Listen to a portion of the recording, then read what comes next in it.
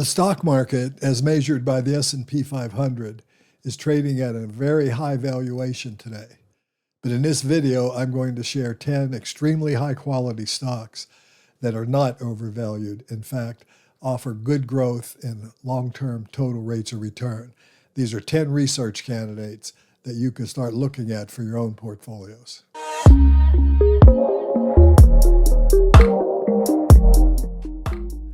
Hello everybody, this is Chuck Carnevale, co-founder of FastGraphs, the Fundamentals Analyzer software tool.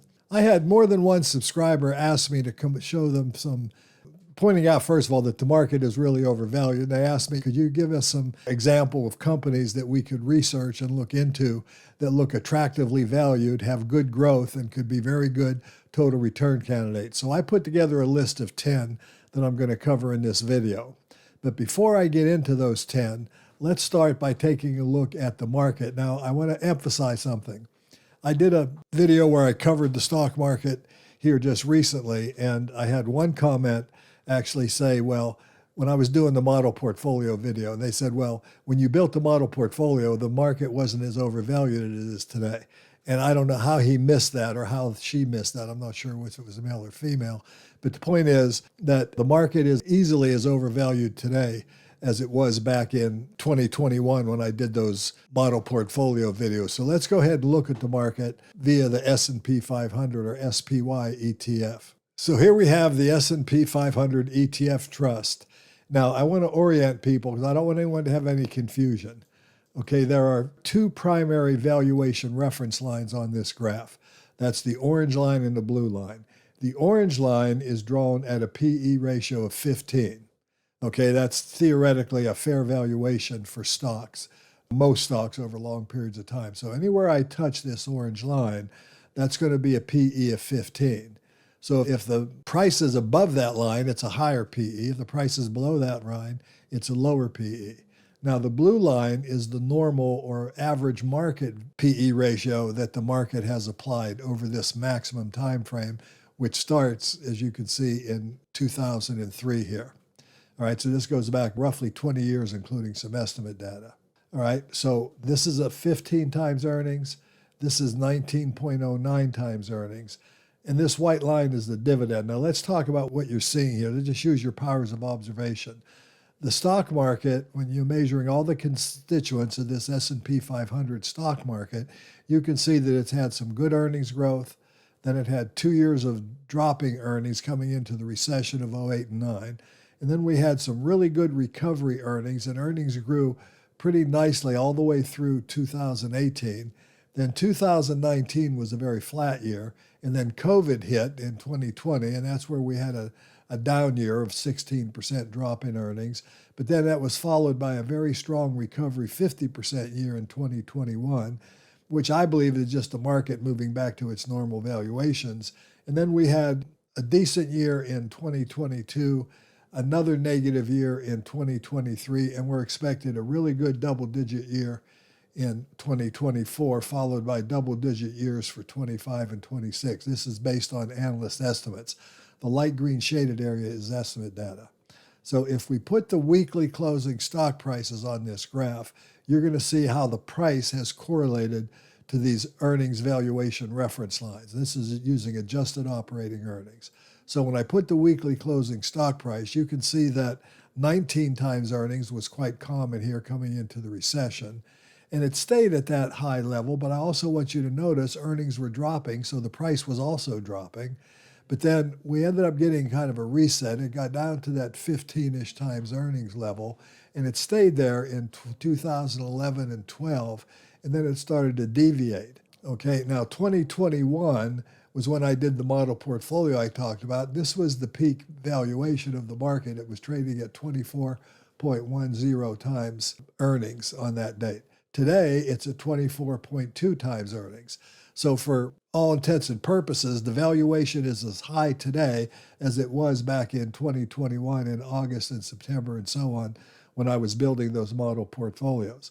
So we've got a very, very extended market. As I often point out to subscribers on FastGraph tool and YouTube video subscribers, I'm pointing out that it's a market of stocks, not a stock market. So this is a conglomerate of 500 stocks. But what I've done, I've created a portfolio, okay, and it includes the SPY, but I've got 10 stocks in here that I think are attractively valued, even in this overvalued market. Now, let's look at them and let's kind of look at them through this portfolio view. First of all, let's look at the quality of these companies. They're all investment grade. There are 6 of them that are A- rated or better by Standard & Poor's. There are 4 of them that are still triple B minus to triple B, which is investment grade by Standard & Poor's as well. So all of them are investment grade companies. Now, as far as sectors, I want you to notice if I go ahead and organize them by sectors, I've got 2 in the consumer discretionary, 4 in financials, 1 in healthcare and 1 in information technology. But I want to point something out about the financials. We've got an asset management and custody bank. We've got a life and health insurer in Principal Financial Group. We've got a transaction and payment processor in Global Payments. We've got Stifel Financial, which is investment banking and brokerage. Okay, so even though they're in the primary sector financials, they are in different subsectors. So this is a diversified group of 10 stocks. Now, these are research candidates, and I'm going to go through them with you in alphabetical order here. But let's look about what the opportunity is.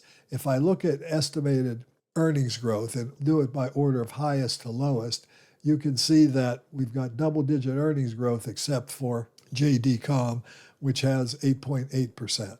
Now, as far as estimated annual rates of return go, JD.com, even though it's the lowest growth, has the highest estimated annual rate of return potential, and I'll explain why. And then we go all the way down to where the S&P 500 is expected to have a negative 5.71% annual rate of return. Now, that's primarily a function of the market being overvalued. And how that was calculated was simply going out here using the forecasting calculators and pointing to this trading at a reasonable PE ratio out here going out to the estimates to 2026. Now, if it traded at the 24.2 multiple that it currently trades at, then we could expect 14%. But let's test that for a moment. If we look at what happened when the PE got high in 2021, we saw a big drop in the market, but then the market has recovered again and rallied some, so now it's high again. So the point is, there's only been a couple of times in this 20-year history where we've seen the valuations that high, so I don't think it's realistic to expect that. All right, but going back to the portfolio here for a moment, let's go ahead and look at the companies. Now, all of these companies, except one, pay a dividend. So there's actually, I like that. I like dividend-paying stocks. From a standpoint of earnings yield, if I put these in highest order of earnings yield, I've got really strong earnings yield on all of them except perhaps Baker Hughes, and I'll cover that. That's an energy stock, but it does have a very high estimated rate of growth, of earnings growth, one of the highest in the group, and that's why I'm willing to pay slightly lower earnings yield. Now, from a PE ratio, again, they all have very attractive PE ratios. The market, of course, is high at 24. Baker Hughes is high at 17, but it also has a very high estimated growth rate, the highest in the group, as you note. Okay, and so then we go down to where most of the others have a 15 PE ratio or less. All right, so I'm going to put these in alphabetical order just because it's easier for me to keep track of them. And let's review each of these companies. But one thing before I leave this portfolio view, I also want to point out one other thing. I tried to pick companies that were investment grade, but also had low levels of debt. Okay, because debt is something a lot of investors are concerned about today. So the highest level of debt on any of these to capital is 36%, which is very, very manageable. Anything under 50 I would consider good. But here you've got them all really strongly under 50. So let's start by looking at the first one here. Let's look at Autoliv. And what I want you to notice about this stock, again, I'm going to take price off the graph for a moment. This is what I call a quasi-cyclical company. Okay, coming into the Great Recession, it did have 3 really negative years, and they even cut their dividend. That's the white line on the graph. But then they recovered very strongly coming out of the Great Recession, and then they kind of flatlined earnings for several years. But now in the last 4 or 5 years, the company's been growing at a very high rate. So let's drop this down to about an 8-year graph, which will, let me drop it to an 8-year graph, and we can see I've got 7% growth. But if I get rid of the 2 COVID years and drop it as a 6-year graph, that would include estimate data going forward, we've got a 24, almost 25% grower. When I put weekly closing prices on the graph, you can see that the price is far below the orange line or the blue line. Now, from a forecasting point of view, over the next 2.5 years or so, or a little bit shorter than that, analysts are expecting 16% growth. We're expecting only 4% for this year, 3.85, followed by 26, 25.94, followed by 11, and that averages out to 16. So we've got really good growth. If we used a P equals growth rate multiple of 16, that would indicate that this company has the potential to generate a 33.5% annualized rate of return. If we use the normal multiple of 16.45, which is pretty much what I did, it's about a 35% annualized rate of return on this company. And that's going to be a function of earnings growth, a 2.7% dividend yield, and the PE expanding up towards that 16 PE, or even the normal PE that it's traded at for the last 5 years of 16.55. That's how that rate of return, it's the dividend, the growth, and the PE ratio increasing from a PE of 12.02 currently up to about a 16 or 16.5 PE going forward, plus the dividend income. Now, this is a BBB rated company with only 37% debt. So it's one that I would put on my radar, if you will, as a very interesting research candidate here. Now I'm going to expand this back out to the max. The next stock we're going to look at is Bank of New York Mellon. Now, Bank of New York Mellon is a semi-quasi-financial, obviously asset management and custodial banks, but it's really got pretty good consistent earnings growth. And even since the Great Recession, it's got a really consistent record of increasing its dividend every year. You can see in 2010 it paid 36 cents, then 48, 52, 58, 66. Last year it paid $1.58. It's expected to pay $1.78, and we're expecting very strong growth in 2024. And of course, that has caused the price to rise dramatically, but it still trades at a sub 15 PE, a 13 PE, a 7.53% earnings yield. It has less than 30% debt, and it's A-rated company. And so this is a very high quality asset management and custody bank. Looking at forecasting going forward, analysts expect double-digit earnings growth. And if you just applied a 15 PE to that, this stock could generate 22.6% annualized rate of return if the stock moved back to a 15 PE. The normal multiple on this stock has been a little lower at 12, but even then, this would still promise to give you a 13 or 14% annualized rate of return at a very discounted valuation. Again, it's A-rated with only 29% debt to capital. So I like Bank of New York Mellon very much as an undervalued opportunity with good growth potential going forward. The next one we're going to look at is Baker Hughes. Now, this is oil and gas equipment. And of course, oil and gas has been really an unloved industry since 08 and 09. But this company is starting to get its mojo together, if you will. And earnings growth has really been starting to accelerate to over 21%. Now, the company only has 27% debt. It's A- rated. It has an earnings yield of only 5.82%. I do want to point that out, but it's expected to grow at 20.48% going forward. Now, if I look at the 5-year normal multiple, it's been over 30, and I don't consider that. I consider that too aggressive. So to be more conservative, if we just put a 20 multiple, which would equal to the company's growth rate, this stock could generate over a 30% annualized rate of return. And once again, it's got a nice dividend yield. It's A- rated and only has 27% debt. The next stock we're going to look at is Elevance. And I'm long this stock, and I've been long it for a long period of time. This is what I call a quintessential stock, if you will. If we take price off the graph, you'll see what I mean. This company has increased earnings very consistently at a double-digit 13% rate, going all the way back to the beginning of 2004 here. They started paying a dividend in 2011, and they've grown that dividend every year since. But what I really like about this stock is the stock price has followed its earnings growth. Now, there were times when it got overvalued. It's currently what I would consider to be fairly valued. It's A-rated with only 35% debt. It does pay a modest dividend with a lot of room for growth, because I want you to notice the payout ratio, which has only been 17 or 18%. is very, very low and has been very low. So they still have a lot of earnings power that they could begin rewarding shareholders. Looking at the future, analysts expect double-digit growth. Put a 15 multiple on that. That would be 12% rate of return for an A-rated company with only 35% debt. So I like Elevance very much. The next one I want to look at here would be Electronic Manufacturing Services Company out of Singapore called Flex Limited.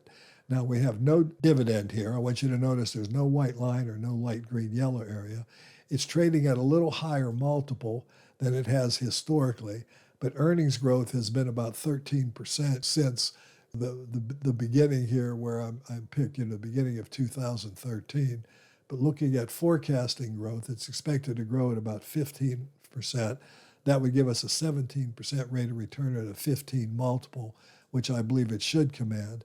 But it would give us a negative rate of return or just, let's say, a break-even rate of return if it continued to trade at its 10 multiple.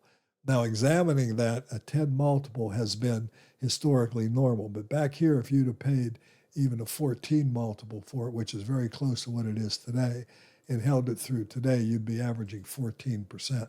So this one's a little higher in terms of valuation than I like. It only has 36% debt, and it is a triple B minus company. The next stock on the list here is Global Payments. I'm long this stock. You can see the market has really had a penchant to really apply high multiples to this stock in all these years. All the global payment industry looks like this today. I'm not really sure why. The company increased their payout ratios dramatically starting in 2020, but they still have massive room to grow. They're only paying out about 10 to 15% of their earnings in dividend, and it has a subpar dividend, but it does have only 38% debt. It's triple B minus rated, but it's a quintessential grower. Looking at it from a forecasting point of view, it's expected to grow at double-digit rates, which I believe should command a 15 PE. That would be a 36% annualized rate of return. If it trades at its normal multiple of 19 times earnings, it would be over 50% rate of return. And I don't see any reason why that shouldn't happen going forward. Again, the company is a very high-quality investment-grade company with minimal debt. The next one is JD.com. Now, JD.com was losing money back in 2014 and 15. Then they started making money in 2018, 19, 20, and 21. They had really good earnings growth during this period, although earnings were flat from 2020 to 21. The stock got very, very highly valued. But once the earnings flattened, the stock price then came to reality, and I believe it's fallen below what fair value is. So again, if we shorten this time frame now, the stock has had over 18% growth. It was massively overvalued for all these years. It's now undervalued, and I believe the company is now getting in a position where it's really got an opportunity to keep growing at about 8 or 9%. A normal multiple would be too high, too aggressive. Looking at it for just a 15 multiple would give you the opportunity to earn over 50% a year. The story here is valuation. It is only trading at 7 times earnings, offers a 2.85% dividend yield. It's A-minus rated and only has less than 24% debt. I consider this a very attractive value investment today with moderate growth, but really strong upside because it's so undervalued. Principal Financial Group is an A-minus rated company, 26% debt. It's expected to have double-digit growth going forward. With a 15 PE, that would give us just under a 30% rate of return. If we go to its normal multiple of only 10 times earnings, it would still be a 13% annualized rate of return. And when you look at the stock historically, I'll go to the max area here for you. You can see that there was a time prior to the Great Recession that the stock traded at 15 and 16 multiples. It's been trading at sub that area for the last 10 or 15 years. It's only been an 11 or 12 multiple, but it's currently trading at that. So going to forecasting and using the normal multiple, it's got the opportunity again to generate 13% annualized return. It's A-minus rated and only 26%. A lot cheaper in the market, has this equal growth to the market. It's a higher quality company than what you'll find if you bought the whole market, in my opinion. The next one would be another financial, Stifel Financial Corp, double-digit grower. See, the stock price is crawling the line, as I like to say right now, but it's forecast to grow at over 20% going forward. So if you put a P equals growth rate 20 multiple on the stock, it would be almost a 40% annualized rate of return over the next couple of years. At a normal multiple, which is much lower, it would be something like 5 or 6%. So again, if I look at this stock historically and look at it from the max, it did trade at higher than 15 multiples most of the time. It's only been the last 4 or 5 years. And I'll run this like just 7 years so that we've seen the multiple be below 10, but it's now currently already trading at a 15 multiple, if you will. So I like Stifel very much, has 24% debt, and it's BBB rated. The next stock is Schlumberger, another oil company. What's happening to the oil stocks is they're beginning to get their mojo going, if you will. We're expecting very high growth for this stock for the next several years. There are 28 analysts expecting 17% growth this year, followed by 18, followed by 14. At a 16 multiple, that would be a 29.5% annualized rate of return. At a normal multiple, a high multiple of 24, it'd be over 50% rate of return. And again, this is a very high quality company. It's A-rated with only 35% debt. But we all know what's been going on with oil and energy, but we also should note that oil is here for a long time to come, and this stock is really a very high quality oil and gas equipment and services provider with some really good earnings growth ahead of it, according to the analysts. So there you have it. There you have the 10 research candidates that I like for all the reasons I've kind of mentioned here. I would suggest you do your homework, evaluate all these companies. Keep in mind, I purposely pick companies with low debt, high credit ratings, and good growth potential going forward. They're all these companies are expected to grow at somewhere around the market, and the ones that aren't have very low valuations to reward you, because return is always going to be a function of earnings growth, the value you pay to buy that growth, plus dividends if the company pays any. Anyway, this has been Chuck Carnevale, co-founder of FastGraphs, the fundamentals analyzer software tool. You asked, and so we delivered. Here's 10 stocks for total rate of return that appear very attractively valued in this overheated market.